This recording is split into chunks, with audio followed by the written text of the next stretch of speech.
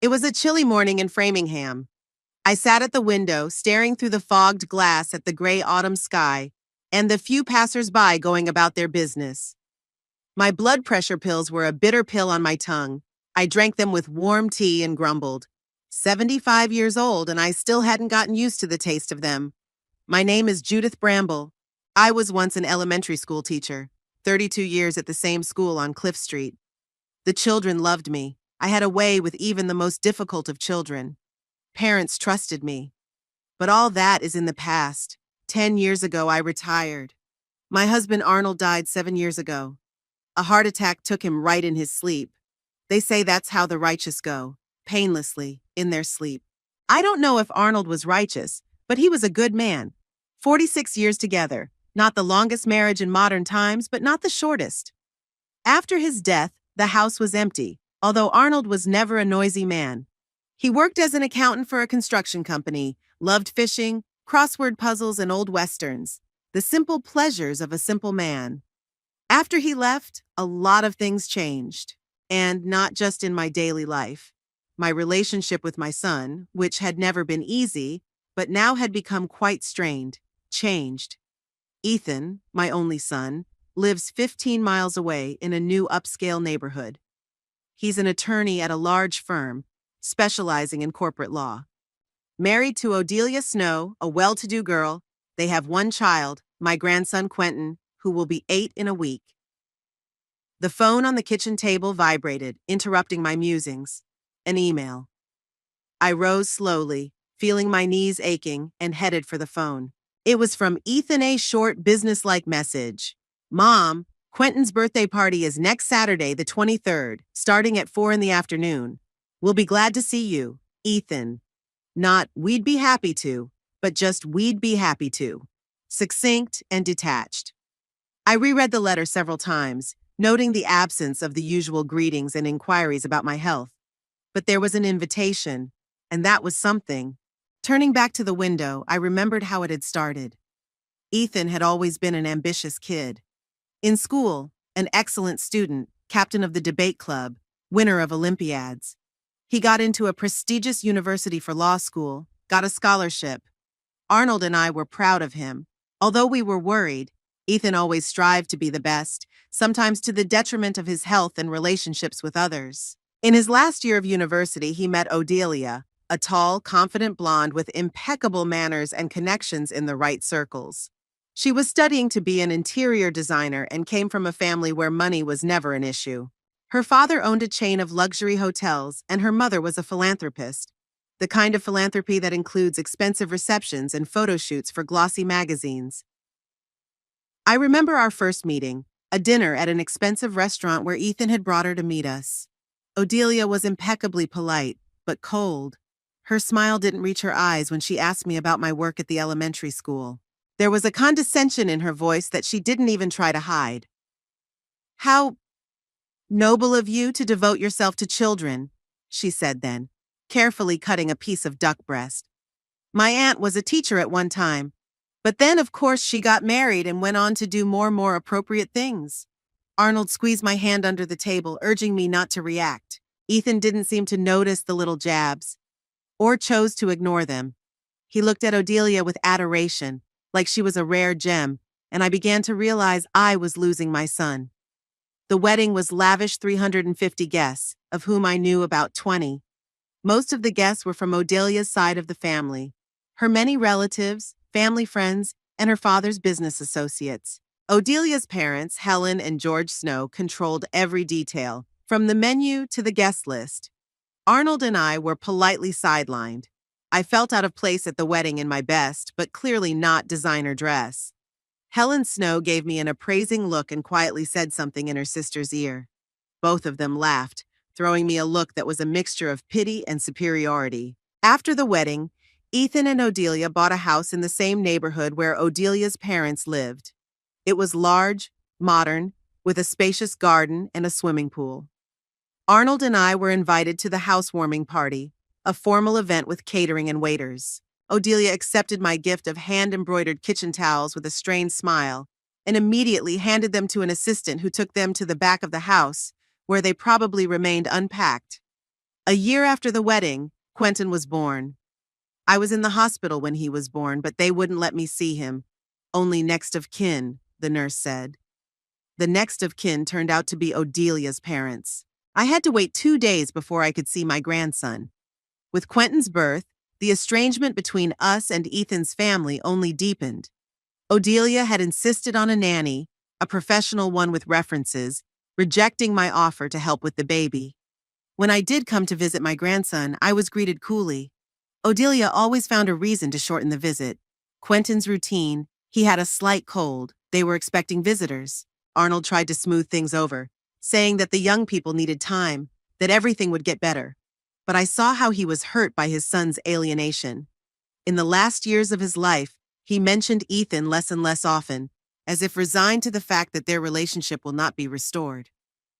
After Arnold died, Ethan came to the funeral, alone, without Odelia or Quentin.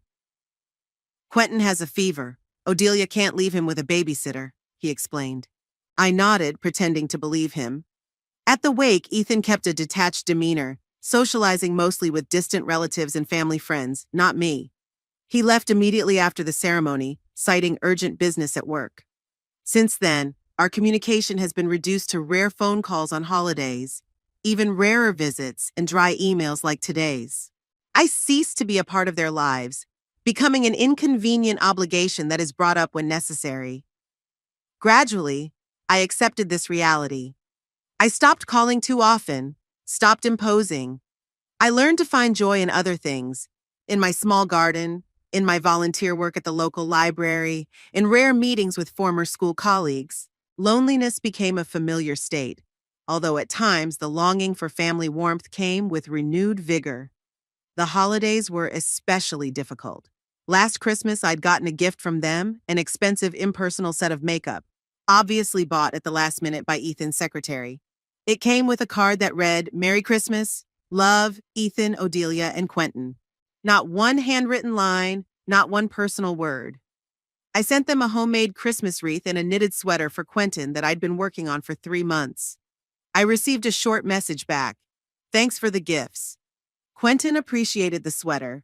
I doubted Quentin had even seen my gift. And now this invitation. Unexpected. After months of minimal communication. I wondered what could have caused it. Perhaps Ethan was feeling remorseful. Or, more likely, Quentin had asked why Grandma never came over, and they'd decided to invite me for the sake of decorum. I walked over to the cupboard where I kept the family photos. There weren't many of them. The wedding photo, Ethan in his graduation robe, baby Quentin in Arnold's arms. The last photo was taken 3 years ago. Quentin with his parents at Disneyland, where of course I wasn't invited. The boy had inherited his mother's blonde hair and his father's serious look. I sadly realized that I hardly knew my grandson. Should I go to this birthday party? Should I subject myself to Odelia's cold stares and strained conversations with Ethan again? But the thought of seeing Quentin outweighed all doubts. Maybe this time would be different. Maybe time had made a difference. I went back to the phone and dialed a short reply. Thanks for the invitation. I'll be glad to come. Kisses, Mom. As I sent the message, I felt a strange excitement, a mixture of hope and fear. Some part of me still believed that it was possible to fix what had broken between us. Now I had to think about a gift for Quentin. What do you give 8-year-old boys these days? I knew so little about his interests, about what he liked. I had given him books in the past, but I wasn't sure he read them. Perhaps I should have consulted the clerks at the children's store. I also thought about what to wear. I didn't have anything particularly fancy or expensive in my closet, but I wanted to look decent. Not for Odelia or her snooty parents, but for myself, to feel confident in their cold, perfect home. I spent the rest of the day flipping through old albums and reminiscing about the times Ethan and I had been close. His first day of school when he held my hand so tightly. Sunday trips to the park with Arnold where we fed the ducks and ate ice cream. Summer vacations at the lake where Ethan learned to swim. These memories evoked both warmth and pain evidence that things had once been different. In the evening, I made myself some herbal tea and sat by the window, watching the dusk thicken over Framingham. Lights were on in the neighboring houses, people were coming home from work, families were gathering for dinner. A common sight of an ordinary evening, A reminder that life goes on, no matter what. I thought about the upcoming birthday party with cautious hope. Maybe it would be a chance for a fresh start. Maybe Ethan will finally realize that family is about more than success and social status. Maybe I could really get to know my grandson, become a part of his life. With these thoughts, I went to bed determined to start preparing for the party tomorrow. I would be ready for whatever reception I would receive. After all, I have been through a lot of hardships in my life. And no matter what happens at this birthday party, I can handle it too. The week before Quentin's birthday turned into a series of hassles and worries for me. I went through my modest closet in search of a suitable outfit, but there was nothing festive enough. I had to splurge on a new dress, dark turquoise with long sleeves and a modest neckline. The saleswoman assured me that the color refreshed my face, but looking in the fitting room mirror, I saw only an old woman with a wrinkled neck and dull eyes. The dress did fit well, though, hiding my thinness and slumped shoulders. It was more difficult to choose a gift. What to give an 8-year-old boy you barely know? Modern toys, gadgets. I didn't know much about any of it, and there was no one to ask for advice. With Ethan, we communicated rarely and formally, and to call him with a question about a gift seemed awkward. It would only emphasize my estrangement from their family. 3 days before the holiday, I ventured into a large children's store. Colorful racks of toys, the clamor of children, fussing parents. All this caused me a sense of confusion. I wandered between the rows, looking at strange constructors with small parts, plastic monsters, electronic games. "Can I help you?" a young consultant asked, noticing my hesitation. "I'm looking for a gift for my grandson," I replied. "He will be 8 years old." "What are his interests?" The young woman smiled. "What does he like?" This simple question took me by surprise. I didn't know what Quentin liked, what he was passionate about, what made him happy. This realization was painful. "I'm not sure," I admitted. We don't see each other much." The girl looked at me sympathetically, and that made it even worse. "I see. Perhaps something universal then. Constructors usually appeal to boys this age." She led me to a rack of boxes of various sizes. The prices made me cringe inwardly. My modest teacher's pension didn't allow for such spending, but it wasn't even about the money. All these faceless, albeit expensive toys seemed to me wrong, not conveying what I wanted to say to my grandson with my gift. I thanked the counselor and left the store empty-handed. On my way back home, I passed by a small antique store which I had not noticed before. In the window, among the antique clocks and silver candlesticks, stood an object that caught my eye. A wooden box with inlay. Without knowing why, I stepped inside.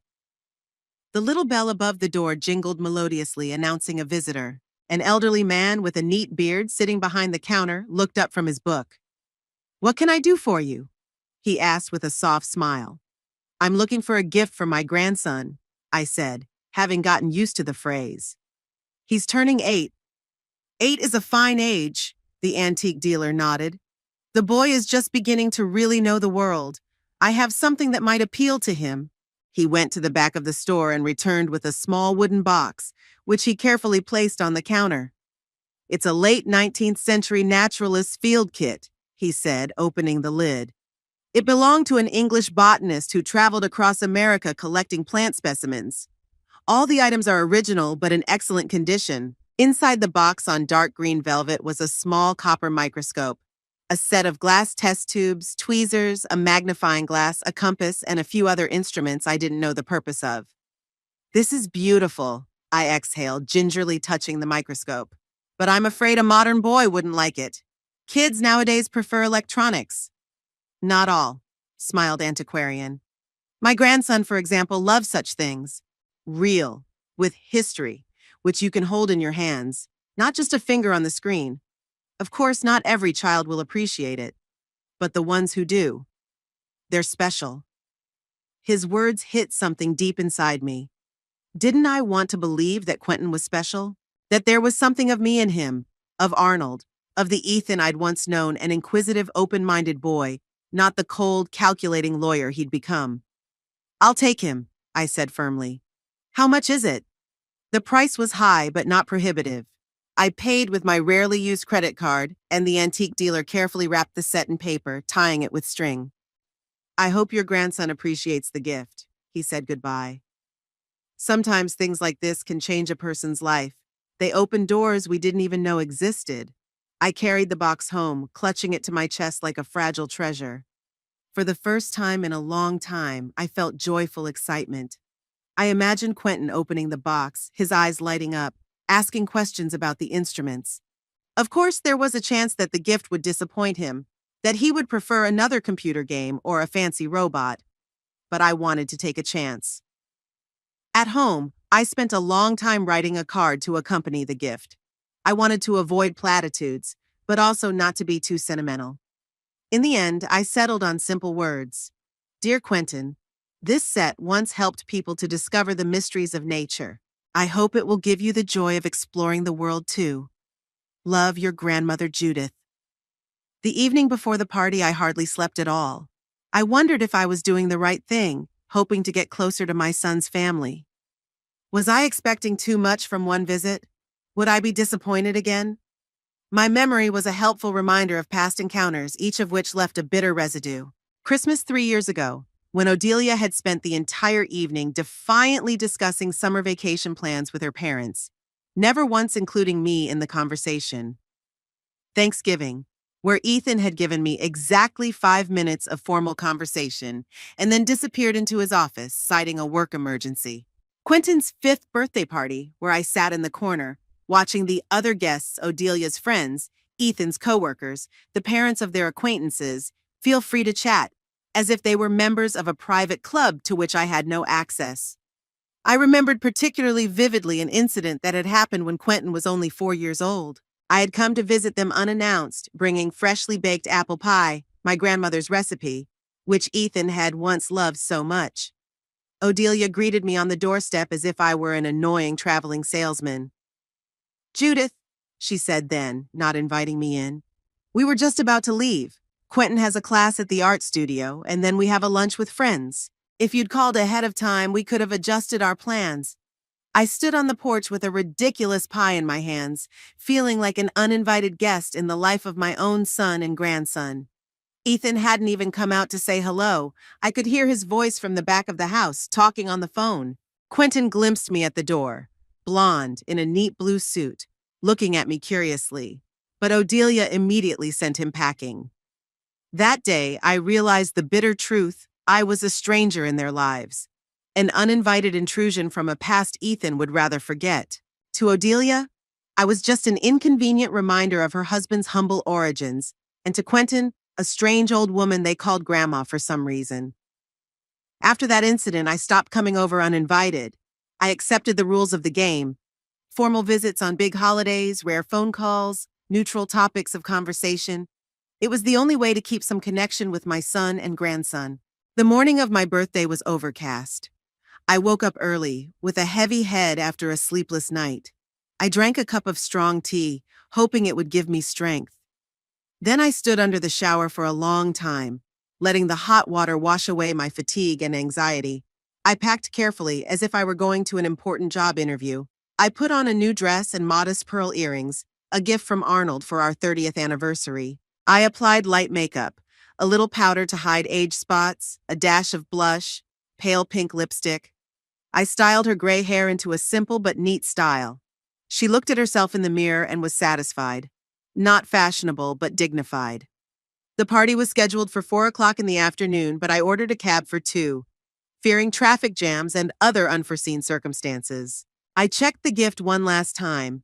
The box was securely wrapped and tied with ribbon, the card securely attached. At exactly 2 o'clock in the afternoon, a car horn sounded under the windows. The cab driver, a young man with a friendly smile, helped me carry the gift to the car and carefully placed it on the back seat. "Where are we going?" he asked, getting comfortable behind the wheel. 12 Lakeside Drive, I answered. It's in the new neighborhood, across the lake. I know the place, he nodded. Nice houses, nice neighborhood. Are you visiting relatives? To my son's, I said. It's my grandson's birthday. That's great, he smiled. How old is he turning? 8, I said, looking out the window at the houses passing by. That's a great age, he said. My nephew also recently celebrated his 8th birthday. He is so inquisitive now, asking questions all the time. He's especially fond of dinosaurs and space. I nodded, not supporting the conversation. I was bitter to realize that the random cab driver seemed to know his nephew better than I knew my own grandson. We drove out of the old part of town where I lived and headed toward the newer neighborhoods. The scenery outside the window gradually changed. Dilapidated historic buildings replaced by modern office centers, small stores giving way to shopping malls, and then it all receded, and we were driving along a wide road lined with neatly trimmed trees. I remembered the first time I'd driven to this neighborhood 5 years ago, when Ethan and Odelia had just bought their house. I'd been hopeful then, thinking that a new house meant a new phase in their lives, perhaps more open to me. I had even prepared a gift, a hand-embroidered picture of their house, working on it for months from a picture Ethan had emailed me. Odelia thanked me politely for the gift, but I'd never seen the painting on the walls of their house. I think it went into the closet right after I left. The neighborhood where Ethan lived looked like an illustration from a glossy magazine-perfect lawns, luxurious houses in different architectural styles, expensive cars in the driveways. Everything screamed prosperity, success, status. I'd always felt uncomfortable here. Too perfect, too showy, like a stage set rather than a place where people actually lived. Ethan and Odelia's house was one of the most impressive in the neighborhood.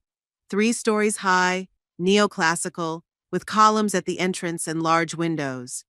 A stone-paved driveway led to a double garage. The landscaping was immaculate. Trimmed bushes, flower beds, a small fountain at the entrance. When the cab stopped at the gate, I felt my heart racing. Despite all the years of estrangement, despite all the disappointments, I was still excited to meet my son, still hoping for some miracle that would return his love to me. "Here we are," the cab driver said, turning off the meter. "Can I help you with your present?" "Yes, please," I nodded, taking money out of my wallet. He got out of the car, opened the door for me, and carefully pulled a box from the back seat. "It looks mysterious," he smiled, handing me the gift. "I'm sure your grandson will love it."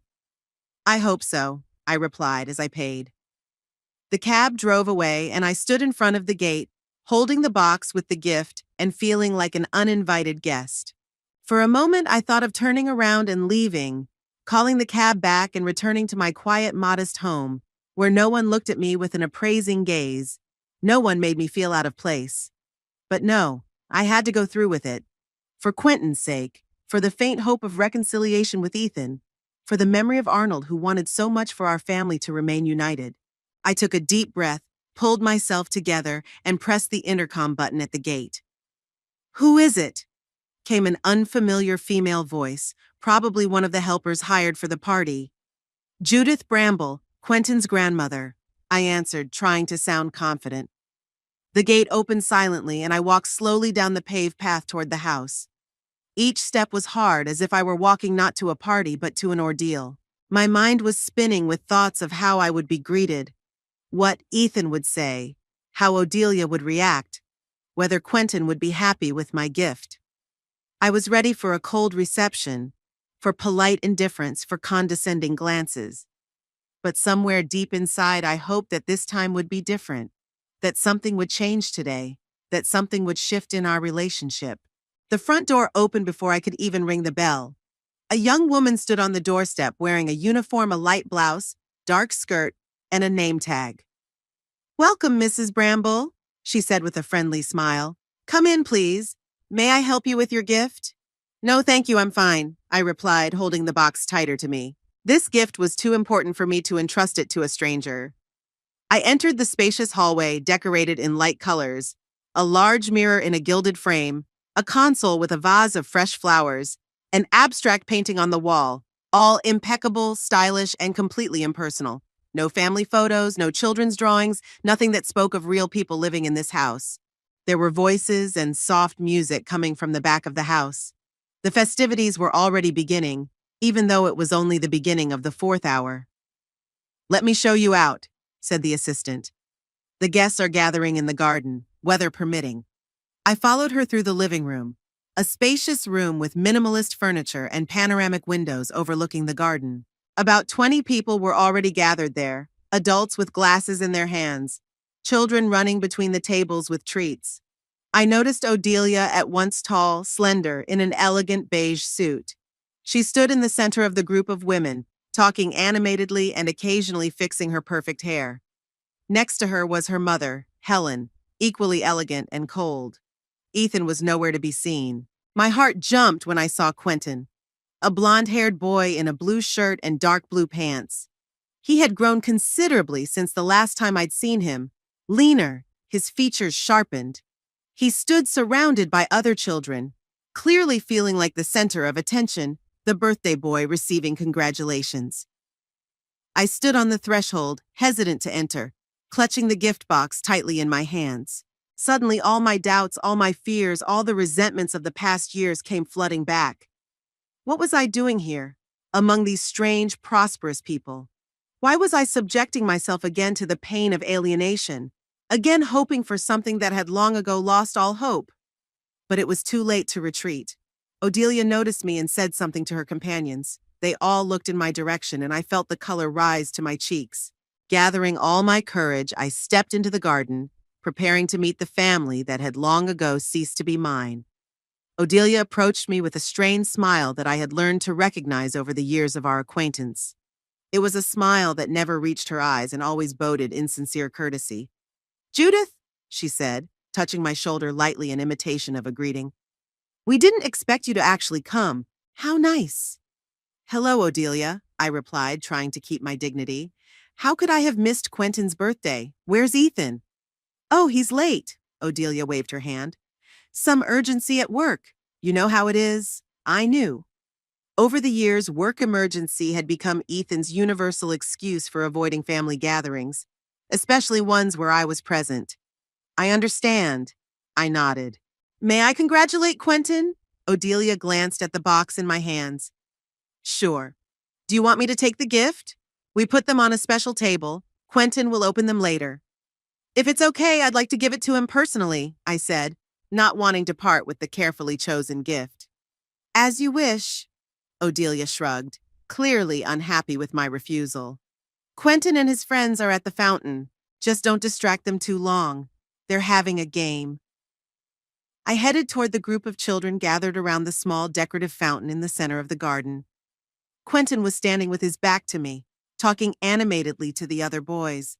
His blonde hair, so similar to his mother's, glistened in the sunlight. "Quentin," I called softly. He turned around, and a look of mild bewilderment flashed across his face, then recognition. "Grandma?" he said with a questioning tone, as if he wasn't sure he'd identified me correctly. "Yes, dear," I smiled. "Happy birthday. I brought you a present." I handed him the box, and he took it with the polite curiosity his parents had clearly instilled in him. "Thank you," he said, looking at the package. "Can I open it now?" "Sure," I nodded, feeling excited. Quentin carefully untied the ribbon and removed the wrapping paper, revealing a wooden box with brass clasps. He clicked the latches and lifted the lid. His eyes widened when he saw the contents. "What is this?" he asked, pulling out a brass microscope. "It's a naturalist's field kit," I explained. "It's very old and valuable. You can use it to study plants, insects, minerals. See, there's a microscope, a magnifying glass, tweezers, and specimen tubes." Quentin looked at the instruments with curiosity, gently touching them with his fingers. "Cool," he said at last. "It's like being in a museum." "Yeah, it's almost a museum piece," I smiled. "But it works. If you want, I can show you how to use it." Quentin nodded, but at that moment one of his friends came closer, peering curiously into the box. "What's all this junk?" he asked without ceremony. "You have a digital microscope that plugs into a computer. It's much cooler." Quentin's face changed slightly, as if he suddenly realized that his gift might not look so impressive in the eyes of his peers. "It's an antique," he said, closing the lid. "It must be expensive." "Thank you, Grandma," he added, clearly remembering his manners. "I'll put it with the other presents." With that, he took the box to a table laden with brightly wrapped presents. I looked after him with a feeling of slight disappointment. I'd hoped for a warmer reaction, a glimmer of genuine interest. But what had I expected? The boy didn't see me more than twice a year, barely knew me, and my old-fashioned gift could hardly compete with the electronic gadgets he was used to. I returned to the adult guests, feeling out of place among their lively conversations about summer homes, private schools, and investments. No one tried to include me in the conversation. No one showed any interest in an older woman in an unfashionable dress. I found a vacant chair in the corner of the garden and sat down, watching the festivities as if through a glass, seeing but not participating. Helen Snow, Odelia's mother, noticed me and came over, holding a glass of something that looked like champagne. "Judith, dear," she said, with that special touch of condescension that was always in her voice when she spoke to me. "How are you? Still in that little house on Oak Street?" "Yes, Helen," I answered calmly. "I'm fine there." "Oh, of course," she nodded. "It's so important at our age to feel comfortable. Although I always tell George that we should travel while we still can. We just got back from Italy. It was divine. Do you travel?" "No," I shook my head. "I prefer to stay at home." "I understand," Helen said with fake sympathy. "It must be hard to afford traveling on your pension. You know, Odelia and Ethan suggested that we move into their guest house when we become too infirm to live on our own. They're such caring kids. I'm sure Ethan will figure something out for you too when the time comes." I held back the harsh answer that was about to roll off my tongue. Helen always knew how to find a way to jab me, to remind me of the difference in our situation, that her daughter and grandson in some way belonged to her more than to me. "I'm quite independent," I said dryly, "and I plan to stay that way for a long time." Helen was about to reply, but her attention was caught by the arrival of new guests. She apologized and hurried over to them, leaving me alone. Time dragged agonizingly slow. I watched Quentin having fun with his friends, Odelia chatting casually with the guests, the other grandparents, who, unlike me, were included in the festivities, surrounded by attention and respect. Around 5 o'clock in the evening, Ethan showed up. He entered the garden through a side gate, elegant in his business suit, with a leather briefcase in his hand. He went straight to Odelia, kissed her on the cheek, said something quietly. Then he walked over to Quentin, ruffled his hair, and handed him a small box, apparently an extra gift. I waited for him to notice me, but Ethan seemed to deliberately avoid looking in my direction. He chatted with the guests, smiled, joked, but never once turned toward me. This ignoring was so obvious that I began to feel like a ghost, invisible and inaudible to those around me. Finally, gathering all my courage, I got up and approached him myself. He had just finished talking to some man and was alone for a moment. "Hello, Ethan," I said, trying to keep my voice firm. He turned, and an expression flashed across his face that I couldn't decipher, a mixture of surprise, annoyance, and maybe a little shame. "Mom," he said, making no attempt to hug or kiss me. "You're here." "Of course I did," I replied. "You invited me. I wouldn't miss Quentin's birthday." Ethan cast a quick glance over my shoulder as if looking for someone. "Yeah, sure," he said absent-mindedly. "How did you get here? By cab?" "Yes, by cab," I nodded. "Ethan, can we talk? Alone?" He frowned, clearly unhappy with my request. "It's not a good time, Mom. We have guests. Soon we'll be cutting the cake." "It'll only take a minute," I insisted. "Please." Ethan sighed but nodded and led me toward the house. We entered his office, an austere room with dark furniture and bookcases filled with legal literature. He closed the door and turned to me with his arms crossed over his chest, a protective posture I knew well. "What is it, Mom?" he asked impatiently. "I wanted to see how you were doing," I said. "We don't see each other very often. I know almost nothing about your life, about Quentin's life." "We're doing fine," he answered dryly. "Work is going great, Quentin is getting straight A's, and Odelia is busy with a new design project. What else do you want to know?" "Why are you avoiding me, Ethan?" I asked bluntly, feeling my throat tighten. "Why do I only see my grandson once or twice a year? Why don't you call? Why don't you write?" Ethan looked away, his face tense. "Mom, don't start, please. Not today. We have a holiday, guests." "When, if not today?" I objected. "You're always making excuses, always too busy, always at the wrong time. I'm losing you, Ethan. I was about to lose Quentin." "You're being dramatic," he said coldly. We just live our lives. We have our own social circle, our own interests. It's natural. It's natural to exclude your own mother from your life? I asked, feeling the bitterness that had built up over the years bursting out. Is it natural to deprive a child of the opportunity to know his grandmother? Ethan ran his hand through his hair, a gesture he'd inherited from his father and always did when he was nervous. Listen, Mom, he said, lowering his voice. It's not about you personally, it's just, Odelia and I are building a certain lifestyle, a certain social circle, and frankly, you don't fit in. His words hit me like a slap in the face. I knew that's what they thought, but to hear it directly from my son was unbearably painful. I don't fit in? I asked quietly. Because I'm not rich? Because I'm a former teacher and not some socialite? Because I live in a modest house and don't go to Italy? Don't make this about money, Ethan grumbled. It's not just about that. It's a way of thinking, a way of life. You're stuck in the past, Mom. You don't understand how the modern world works. What values are important? What values? I asked, feeling my voice tremble. Money, status, prestige? Is that what you want to teach Quentin? You don't get to judge what I teach my son, Ethan cut me off, his face red with anger. I want him to be successful, to have opportunities, to know how the world works. A world where connections, education, a certain way of life are important. A world where there's no room for an old teacher, I finished for him. Ethan didn't deny it. He just looked at me, and in his eyes I read a strange mixture of guilt and determination. You know, he said finally, I wasn't going to tell you this today, but since we started this conversation, your birthday party invitation was a formality. We didn't expect you to actually come. You usually decline, citing health or the weather. I felt the room start to spin in front of my eyes. What do you mean?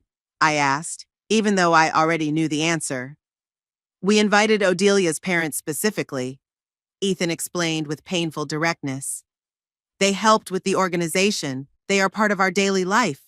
And they sent you an invitation just to keep up appearances. I looked at my son, the man I had raised, the man I loved most in the world, and I saw a stranger in front of me. Where was the sensitive boy who brought me flowers from the neighbor's garden? That teenager who defended me from the rude man at the supermarket? That young man who promised he would always be there for me? I understand, I said quietly. You're not welcome. You only invited your mother-in-law. Ethan flinched, probably from the directness of my words, but did not deny it. Mom, I didn't mean it to sound like that. But it's true, I finished for him. Thank you for your honesty, Ethan. Better the bitter truth than a sweet lie. I turned to leave, but he stopped me with a hand on my shoulder. Mom, listen to me. I don't want you to go away hurt. Maybe we could find some kind of compromise. For example, I could bring Quentin to see you once a month for an hour or two. I looked at him with a sad smile. Like a charity visit? No, thank you. I didn't want to be a commitment that you waved away once a month. I wanted to be a part of your life, a part of Quentin's life. But now I see that's impossible. With those words, I walked out of the study, leaving Ethan standing with his hands down. I walked through the living room, through the garden, not looking around, not paying attention to the curious stares of the guests. At the exit, Odelia tried to stop me. Judith, are you going out? We haven't cut the cake yet. I'm sorry, Odelia, I said without stopping. I have to go. I walked out of the gate and down the street, not knowing exactly where I was going. The tears I'd been holding back all this time finally came out of my eyes.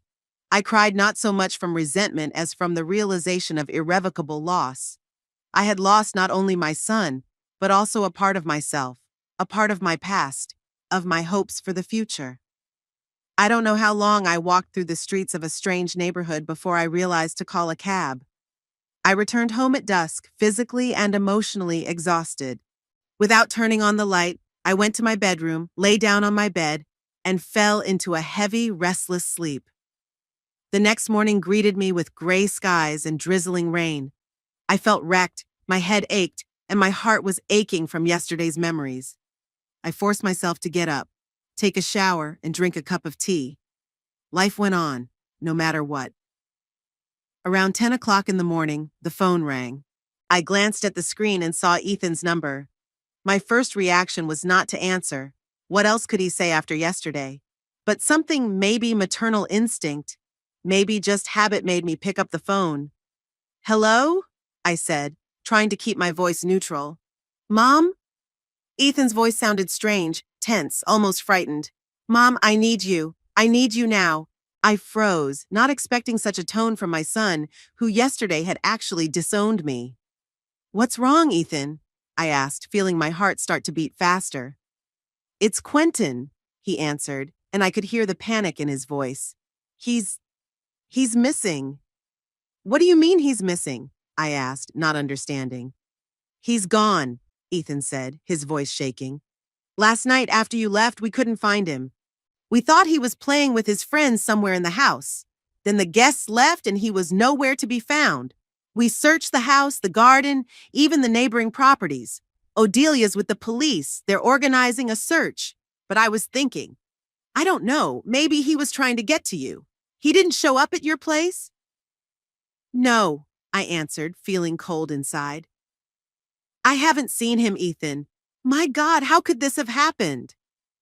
"I don't know." His voice trailed off. He'd never done this before. Never left without asking. We think he might have gotten upset about something. Maybe because of our conversation. Maybe he heard something. The thought that Quentin might have overheard our conversation with Ethan, might have found out how his father felt about his own mother, was horrible. "I'll be right there," I said firmly. "Give me 20 minutes. "Thank you," Ethan exhaled with obvious relief. "I'll send a car for you." I hung up the phone and stood still for a moment, trying to make sense of the situation. Quentin was missing. My grandson, the little boy I hardly knew but loved with all my heart, was gone. And Ethan, my son, who just yesterday had effectively cut me out of his life, was calling me today in a panic, asking for help. Life teaches strange lessons sometimes, I thought, starting to pack quickly. Sometimes it takes a crisis to see what really matters. I only hoped this lesson wouldn't cost too much for a little boy who wasn't guilty of anything. Ethan's car, a silver sedan with tinted windows, stopped in front of my house exactly 18 minutes after our conversation. Behind the wheel was a young man in an austere suit I hadn't seen before, probably one of Ethan's assistants from the law firm. "Mrs. Bramble?" he asked as he got out of the car. "My name is Raymond. Mr. Bramble asked me to get you here as soon as possible." I nodded, locked the door, and got into the car. I stared out the window the whole way, trying to collect my thoughts. Anxiety for Quentin was mixed with the bitterness of yesterday's conversation, and a strange feeling, like gloating now Ethan needed me. Now he needed me. I immediately suppressed that feeling, ashamed of it. Whatever our relationship with my son was, it was about the child's safety now. When we pulled up to Ethan's house, I saw 2 police cars in the driveway and several people talking on the front lawn. Raymond stopped the car and I hurried to the front door. Ethan met me in the lobby. He looked awful. Pale, red-eyed, and wearing a crumpled shirt that looked like he'd been wearing it since yesterday. Mom," he said, and there was such desperation in his voice that I took a step forward and hugged him, forgetting the hurt from yesterday. "What do you know?" I asked, pulling away. "Is there any news?" "Nothing," Ethan shook his head. "The police are interviewing the neighbors, checking the security cameras. Odelia is with them now, showing the latest photos of Quentin. They're setting up a search party." "When was the last time he was seen?" I asked, trying to think rationally despite my panic. "Around 6 p.m., Ethan answered. "After you left, he went back to the guests for a while and then he said he wanted to look at his presents in the nursery. No one else saw him." "Could he have gone out the back door?" I suggested, "or the garage?" "We checked all the exits," Ethan nodded. The camera on the garage recorded him leaving through the side gate around 6:15 in the evening, but his tracks are lost from there. "Was he upset?" I asked cautiously. "You'd said on the phone that he might have heard something." Ethan ran his hand through his hair, a gesture I knew from his childhood. "I don't know," he said honestly. "He could have heard our conversation, the office next to his playroom, but I'm not sure. He seemed normal when he returned to his guests." I was about to ask something else, but at that moment, Odelia entered the lobby, accompanied by 2 policemen. When she saw me, she froze for a moment, then came up quickly. Judith, she said, and I was surprised to notice that there was genuine concern in her usually haughty voice. Thank you for coming. Have you heard from Quentin? No, I shook my head. I told Ethan right away he hadn't shown up at my place. One of the policemen, a thick middle-aged man with a tired face, came closer. Mrs. Bramble? He addressed me. I'm Detective Morris. Mr. Bramble said you're the boy's grandmother. Yes, I nodded. What can I do for you? When was the last time you saw your grandson? The detective asked, pulling out a notebook. Yesterday at the party, I answered. About 5 o'clock in the evening. I gave him a naturalist's kit, an antique box with a microscope and other instruments. I see, the detective nodded, making a note. And how did he react to the gift? I faltered, not wanting to say that Quentin's reaction had been polite rather than enthusiastic. He was interested, I said evasively. He was looking at the instruments. Did you talk to him about anything else? The detective continued. Did he say anything that struck you as odd, or mention some place he wanted to go? No, I shook my head. Our conversation had been brief. His friends were there and he was in a hurry to get back to them. The detective nodded, closing his notebook. Thank you, Mrs. Bramble. If you remember anything else, please let us know. He stepped back to his colleague, and I was left alone with Ethan and Odelia. The tension between us was almost palpable. What can I do? I asked, breaking the silence. What can I do to help? Maybe you could stay here, Ethan suggested uncertainly. In case Quentin tries to contact you or comes here, Odelia and I want to join the search party. I nodded, realizing that they wanted to act, to move, to search anything to keep from sitting idle and anxious. Of course, I said. I'll stay here as long as I need to. Ethan and Odelia quickly packed up and left with the police officers, leaving me alone in their huge, empty house. I stood in the middle of the living room, not knowing what to do next. Then I decided to go up to Quentin's room. Maybe there were some clues as to where he might have gone. The nursery was on the second floor, a spacious room with large windows overlooking the garden. Unlike the rest of the house, there was a sense of life here. Posters of cartoon characters hung on the walls, books and toys were on the shelves, coloring books and a constructor were on the table. It was a real child's room, not a sterile space for a glossy magazine. I looked around trying to find some clues. A teddy bear lay on the bed, worn and clearly a favorite. Next to the computer was a framed picture of Quentin and his parents on some beach, all three of them smiling for the camera. In the corner of the room, I noticed yesterday's gifts stacked neatly: electronic toys, constructors, books. My box was not among them. I continued my search and finally found it under the bed. The wooden box was neatly tucked away in the farthest corner, as if Quentin had wanted to hide it. I pulled out the box and opened it. Everything inside was in place: the microscope, the magnifying glass, the tweezers, the test tubes. But between them was a folded piece of paper that hadn't been there before. Unfolding the sheet, I saw a child's drawing, the figure of a boy standing between two houses. From one house, large and richly decorated, there was an arrow to the other, small and simple. Underneath the drawing, in uneven childish handwriting, was written, "I want to see a real forest and real animals." My heart jumped. Quentin had taken my gift with him and left the drawing. He wanted to see a real forest. What could that mean? Where could he be looking for this forest? I pulled out my phone and called Ethan. "Mom?" he answered right away, hope in his voice. "Any news?" "I found something in Quentin's room," I said. A drawing. He'd written that he wanted to see a real forest and real animals. It could be a clue. "A forest?" Ethan questioned. "What forest? There's no forest nearby, only a park 2 blocks away, but there are only a few trees there." "Maybe he meant the Oak Ridge Preserve," I suggested. "The one about 15 miles from here? Had you ever taken him there?" "No," Ethan answered after a pause. "Never. He doesn't even know it exists." I wondered, what else could Quentin's desire to see the real forest mean? And then it hit me. "Ethan," I said, "what if he was headed toward me? Near my house begins a forest park. You and I used to go there a lot when you were little, remember? There's a path that leads to a pond where the ducks and turtles live." "But Quentin has never been to your house," Ethan objected. "He doesn't know the way." "And what if he does?" I insisted. Maybe he looked up the address in your papers or on your phone. Kids are very tech-savvy nowadays, and he could have asked someone to drive him part of the way. I'll tell the police to check this version, said Ethan. Stay in touch, please. As I hung up the phone, I felt the fatigue and anxiety come over me with renewed vigor. I went down to the living room and sank into a chair, trying to collect my thoughts. If Quentin was really headed my way, where was he now? It had been almost 18 hours since he was last seen. A little boy, alone, probably lost.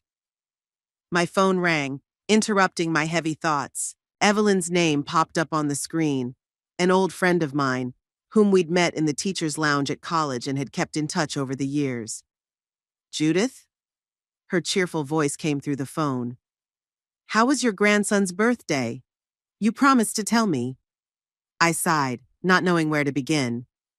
Oh, Evelyn, I said, feeling my voice shake. Everything had gone horribly wrong. Ethan basically said they didn't need me, that I didn't fit into their lives. And now Quentin is missing, and they're in a panic. What do you mean missing? Evelyn exclaimed. Judith, what's going on? I briefly told her about my conversation with Ethan yesterday, about my leaving the party, and about Quentin's disappearance. Oh my God, Evelyn breathed out. It's horrible. Where are you now? At Ethan's house, I answered. I'm waiting for news. He and Odelia and the police had organized a search party. I'll be right there, Evelyn said firmly. You shouldn't be alone at a time like this. Give me the address. I tried to talk her out of it. No reason for an old woman to make such a journey, but Evelyn was adamant. I dictated the address, secretly glad that I would soon have someone close to me. Evelyn arrived surprisingly quickly. A little over an hour later, she was ringing the doorbell. I opened the door and saw my old friend, a short, full woman with short gray hair and lively brown eyes. Despite her 73 years, she looked younger and more energetic than I did. Judith, dear, she said, putting her arms around me. How are you holding up? I don't know, I answered honestly as I led her into the living room. Everything's a blur. I'm worried about Quentin, but at the same time, I can't get over the conversation I had with Ethan last night. It's awful, isn't it? My grandson is missing, and I'm thinking about my resentments. It's natural, Evelyn said softly, sitting down next to me on the couch. You're a human being, not a saint, and Ethan hurt you a lot yesterday, but the important thing now is to find the boy. I nodded, feeling tears come to my eyes. I'm afraid, Evelyn, I admitted. I'm afraid that something has happened to him. And at the same time, a part of me gloats that Ethan needs me now, that he can't just brush me off. Isn't that awful? It's human. Evelyn shook her head. But you know what I think? I think this crisis could be a turning point for your family. When a child is in danger, everything else takes a back seat to social conventions, old grudges, even class differences. Or vice versa, I countered. If Quentin was found, Ethan might think that I was somehow responsible for his disappearance. That my gift, or my conversation with Ethan, or something else provoked Quentin to run away. And then he would forbid me from seeing my grandson at all. Evelyn took my hand, her fingers warm and sure. Judith, she said gravely, listen to me. Whatever happens next, you must remember one thing. You have done nothing wrong. You're a loving mother and grandmother who wanted to be a part of your family's life. If Ethan can't appreciate that, that's his problem, not yours. But I think so often, maybe I did something wrong, I admitted. Maybe I was too clingy or conversely too aloof. Maybe I should have tried harder to find common ground with Odelia? Stop it, Evelyn said firmly. I've known you for almost 50 years, Judith. You've always been a good mother to Ethan. You supported him when he decided to go to law school, even though it meant huge expenses for you and Arnold. You never interfered in his marriage, though I admit I thought Odelia wasn't the best choice from the beginning. I smiled weakly, remembering how Evelyn had whispered to me when she'd met Odelia at the engagement party. That girl thinks she married a prince, not a teacher's son. Hold on tight, girlfriend. You know what I think? Evelyn continued. I think Ethan suffers from a classic upstart complex. He became successful, married a girl from a rich family, and now he's ashamed of his humble roots. It's not your fault, Judith. It's his problem, his immaturity. Maybe you're right, I sighed. But it doesn't help. I've still lost a son and a grandson. It's not over yet, Evelyn countered. Quentin will be found, I'm sure. And when they do, you and Ethan will have a chance to start over. Crises often open your eyes to what's really important. We talked for a long time. Evelyn always had a way of supporting me, making me see things from a different perspective. Gradually, my mood improved and I began to think more clearly. You know, I said finally, I've decided that as soon as Quentin is found, and I believe he will be found, I'm going to be honest with Ethan. I'll tell him that I understand his desire to make his life the way he sees fit, that I won't impose, but that I will always love him and Quentin, and my door will always be open to them. That's a wise decision, Evelyn nodded. Free yourself from expectations, Judith. You can't control Ethan's actions, but you can control your reactions. And also, I continued, feeling the determination growing inside, I'm going to focus more on my own life. For too long, I've lived my life waiting for crumbs of attention from Ethan. Too much energy wasted on hopes and disappointments. It's time to remember that life doesn't end at 75. That's my Judith, Evelyn exclaimed approvingly. Remember I suggested a long time ago that you join our volunteer group at the library? We do readings for children every Saturday. You'd love it. Maybe I will actually join, I smiled. And I'm also thinking about getting back into drawing. I used to draw pretty well when I was younger, remember? Of course I remember, Evelyn nodded. I still have the lake landscape you gave me for my 30th birthday. It hangs in the living room. Our conversation was interrupted by the phone ringing. When I saw Ethan's name on the screen, I felt my heart jump to my throat. Ethan? I said, picking up the phone. Is there any news? Mom. Ethan's voice sounded strange, a mixture of relief and fatigue. We found him. Quentin is okay. I felt a wave of relief wash over me. Thank God, I breathed out. Where was he? In the woods near your house, Ethan answered. You were right. He was really trying to get to you. A woman walking her dog found him asleep on a bench by the pond. Was he hurt? I asked, still worried. No, he's perfectly fine, Ethan assured me. He was a little cold and hungry, but physically he was perfectly healthy. He's in the car with Odelia right now, and we're on our way home. We'll be there in about half an hour. Okay, I said. I'll be waiting. I turned to Evelyn, who was looking at me expectantly. They found him, I said, feeling tears of relief flow down my cheeks. He was in the wooded area near my house, just like I thought he would be. See? Evelyn smiled, hugging me. I told you everything was going to be okay. That boy is smarter than his parents think. He knew where to go. I nodded, wiping away my tears. Quentin was trying to get to me. The thought filled me with a strange feeling, a mixture of pride and sadness. He hardly knew me, but something drew him to me, to my world, which was so different from his parents. They'll be here soon, I said. Evelyn, maybe you should go. I don't know how Ethan will react to the presence of a stranger. I'm not a stranger, Evelyn objected. I'm your friend who supports you in your time of need. But if you want to talk to them alone, I understand. I hesitated. Part of me wanted Evelyn to stay. I felt stronger, more confident with her. But the other part of me realized that the upcoming conversation with Ethan and Odelia had to happen without witnesses. I think I'd rather face them alone, I said finally. But thank you, Evelyn. You don't know how much your support means to me. You're welcome, she smiled, getting up. Call me later, okay? I want to know how it ended. After walking Evelyn to the door, I walked back into the living room and sat in the chair, looking at the clock. 20 minutes until Ethan and Quentin got back. 20 minutes to prepare for a conversation that could change our relationship for better or worse. I thought about Evelyn's words, about my own decision to be honest with Ethan, to free myself from expectations. Thought about Quentin trying to find me, even though he barely knew me. Thought about my life, which for too long had revolved around infrequent contact with my son and grandson. It was time for a change, and I was ready for that change, whatever it might be. 3 months had passed since the day Quentin had gone missing and been found. Winter had taken over, covering Framingham in a white blanket. I stood at my living room window, watching the snowflakes swirl in the air, slowly sinking to the ground. The same snowflakes had been swirling the day I last saw Ethan and Quentin. After Quentin returned, our conversation with Ethan was short and strained. He thanked me for my help, but in his eyes I saw a strange mixture of gratitude and blame, as if part of him thought I was to blame for his son's escape. Quentin told me that he wanted to visit me, to see the real forest I'd mentioned when I'd given him the naturalist's kit. He overheard Ethan and I talking and decided that since the adults didn't want his grandmother to be a part of their lives, he would find his own way to her. Odelia was furious. She accused me of turning Quentin against them, that my gift and my words had provoked a dangerous situation. Ethan didn't defend me, but he didn't join in his wife's accusations either. He looked tired and lost, as if he didn't know which side he was on. I didn't argue or make excuses.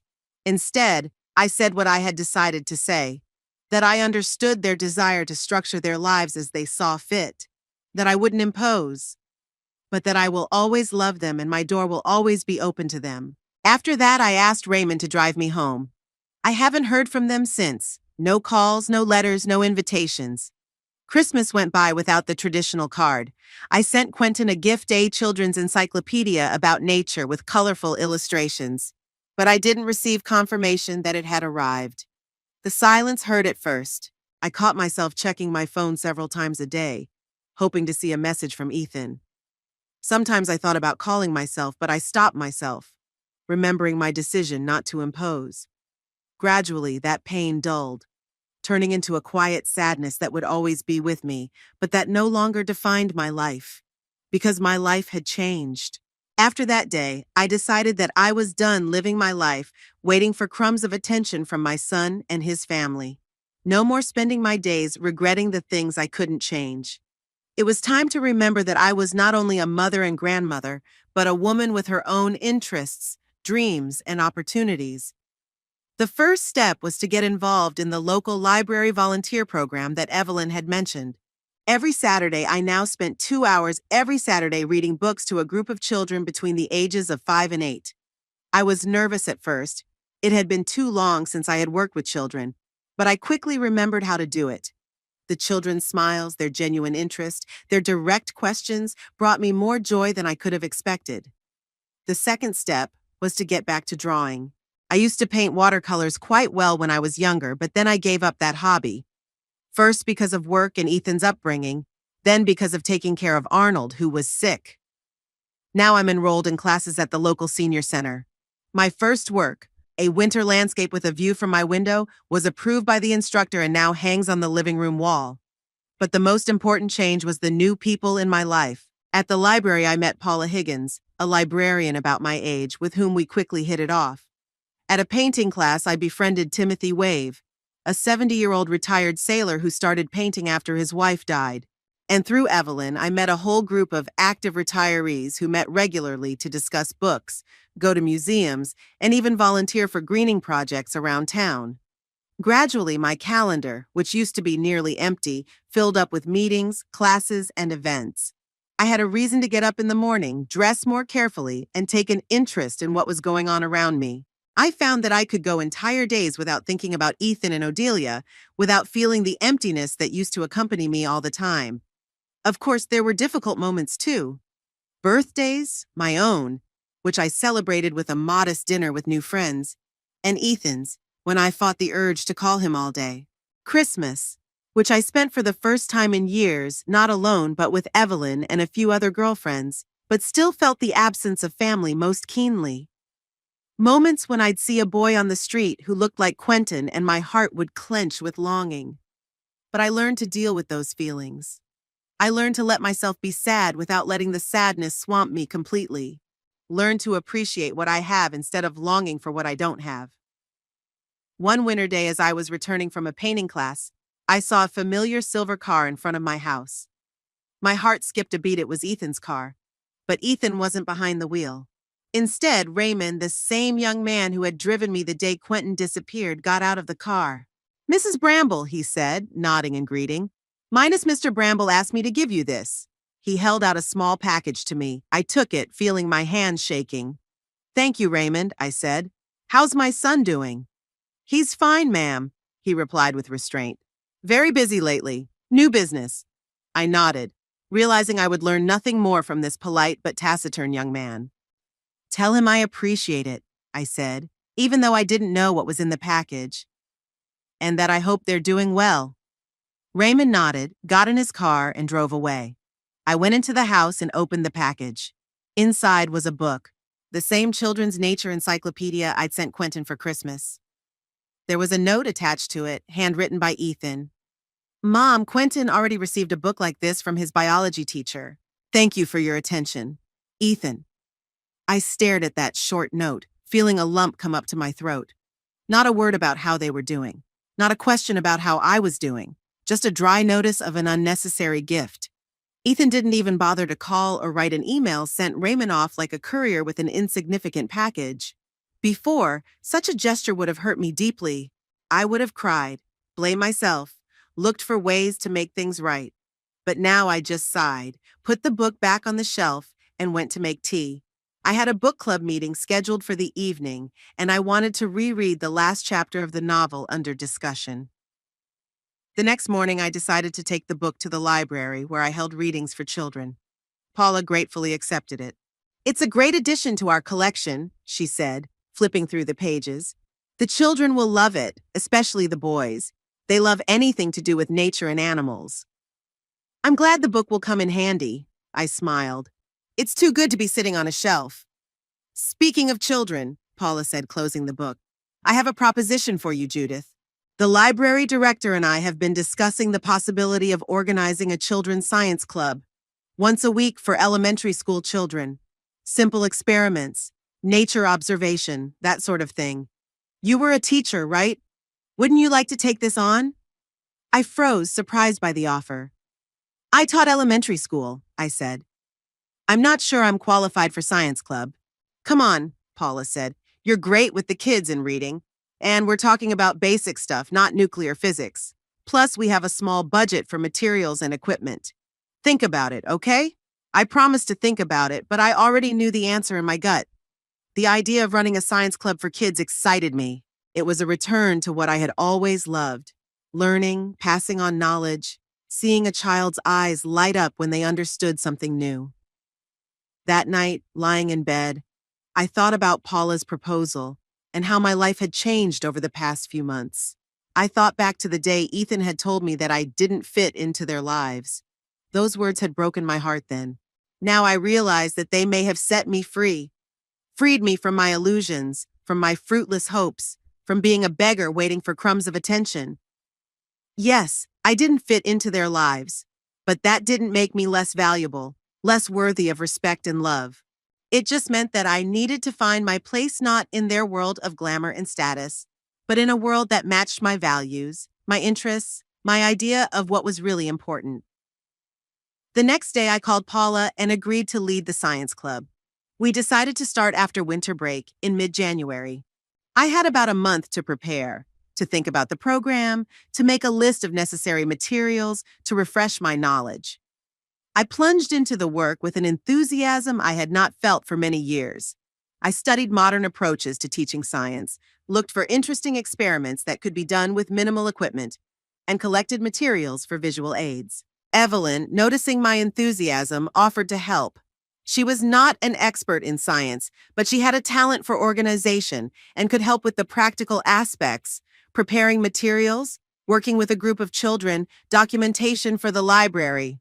We'll make a great team, she said enthusiastically. You'll be the brains, I'll be the muscles. Don't belittle yourself, I smiled. You have a great mind and I still have some muscle. We laughed and I realized that I was laughing sincerely, without that shadow of sadness that had always been in my laughter before. In mid-January, the first session of our science club was held. I was as nervous as I had been before my first lesson at school many years ago. But as soon as the children began to gather in the library, 12 boys and girls ranging in age from 6 to 10, with curious eyes and eager questions, my uncertainty vanished. I knew what to do.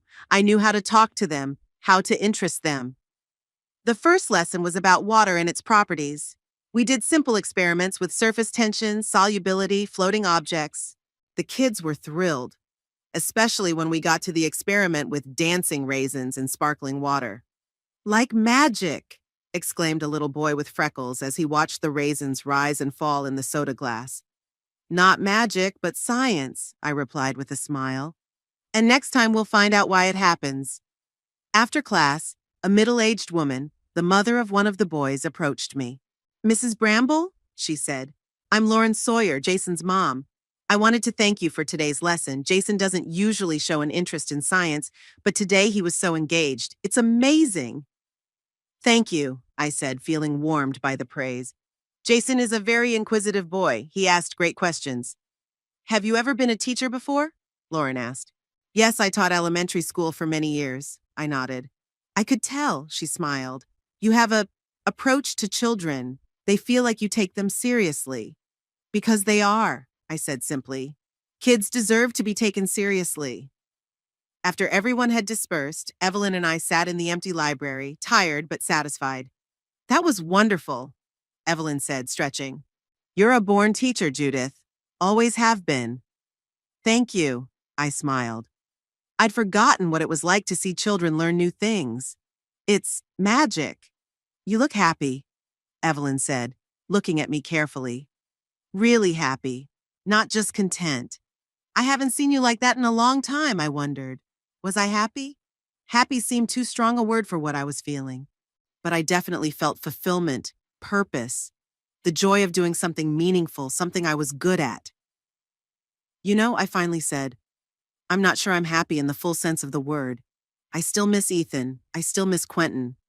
There are still days when I wake up with a heavy weight on my heart, but, I don't feel worthless anymore. I don't feel like my life is over. And that means a lot. Evelyn nodded with understanding. That's what happiness is at our age, she said softly. Not the exuberant exhilaration, not the elation, but the quiet satisfaction that you still have something to give to the world, that you still matter. Science Club became the core of my new life. Each week I looked forward to meeting the kids, inventing new experiments, delighting in their discoveries and questions. Gradually, the club expanded. New children joined us and parents came to watch the classes. Once, at the end of February, when winter was already beginning to recede, I held a class about light and color. We made simple spectroscopes out of cardboard and CDs and observed the decomposition of white light into its component colors. The kids were thrilled, especially when we went outside to look at a rainbow created with a garden hose and bright sunlight. I was standing surrounded by children, explaining the principle of rainbow formation, when out of the corner of my eye, I noticed a familiar figure at the edge of the playground. Ethan was standing off to the side, watching us. Next to him was Quentin, holding one of our homemade spectroscopes. My heart sank, but I forced myself to focus on the class. The kids deserved my full attention. I continued the explanation, showed them how the rainbow changes when the angle of incidence of light changes, and answered numerous questions. It wasn't until the class was over and the kids had dispersed that I allowed myself to look in Ethan's direction. He was still standing there, holding Quentin's hand. I slowly approached them, feeling strangely calm. Hello, Ethan, I said. Hello, Quentin. Grandma, Quentin exclaimed with unexpected enthusiasm. We saw a real rainbow, and I looked through this thing and saw all the colors separately. It's a spectroscope, I smiled. It separates white light into its component colors. That's so cool, Quentin said, looking at the cardboard tube in his hands. Can we make one of these at home, Dad? Ethan nodded, looking at me with an expression I couldn't decipher. Of course we can, he said. Mom, can I talk to you? I nodded and we stepped aside, leaving Quentin to study his spectroscope. I didn't know you ran a science club, Ethan said. Quentin had heard about it from a classmate and was eager to come. It's a recent initiative, I answered. The library suggested it, and I agreed. I've always loved teaching kids. Ethan nodded, looking away. You look good, Mom, he said finally. Happier than before. Thank you, I said simply. I have a lot of interesting things to do right now. Club, painting, volunteering at the library. I found my place. Ethan shifted his gaze to me, and I saw something like regret in his eyes. I'm happy for you, he said quietly. I really am. We stood there in silence, not knowing what else to say to each other. So many unspoken words, so many unprocessed hurts, so many missed opportunities. Quentin can come to the club if he wants, I said finally. Every Thursday at 3 o'clock in the afternoon. He's a very inquisitive boy. Thank you, Ethan nodded. I think he'd like that. He asks about you a lot, you know. The words touched me, but I tried not to show how much. I think about him a lot, too, I said simply. And about you, Ethan. He lowered his eyes and I saw his shoulders slump slightly. Mom, he started, but at that moment Quentin came running up to us. Grandma, are we going to see the rainbow again next time? He asked enthusiastically. I want to show my mom. Can she come too? I smiled, looking into his bright, curious eyes. Of course you can, I said. Anyone interested in science is welcome in our club. Great, Quentin exclaimed. Dad will come next Thursday, right? Ethan looked at me, then at his son, and I saw something soften in his gaze. Yes, he said. We'll be there. They left the boy enthusiastically telling his father about rainbows and spectra, and the man listening with a slight smile. I watched them go, feeling a strange mixture of emotions: hope, cautious joy, slight sadness. I didn't know if this random visit would lead to a rebound relationship with Ethan. I didn't know if Odelia would become more open to me. I didn't know if I could ever be a real part of their lives. But what I did know was that I was no longer the desperate, lonely woman who clung to the crumbs of attention from her son. I had found my path, my purpose, my place in the world. And if Ethan and his family choose to be a part of this new world, well, I'll be glad. And if not, I will continue to move forward with my head held high and my heart open. Returning home that evening, I walked slowly, savoring the first signs of the approaching spring. The air was fresh and clear, buds were swelling on the trees, the first crocuses were breaking through in the front gardens. Renewal, rebirth, new beginnings, spring has always been my favorite time of year. At home, I sat down at the table and opened my sketchbook. A new landscape began to form under my brush, not a winter landscape as before, but a spring landscape full of light and color. I painted a rainbow over a field dotted with the first flowers, and the figure of a woman standing with her head proudly raised, facing the sun. Her path was clear, her heart was calm, her future was in her own hands.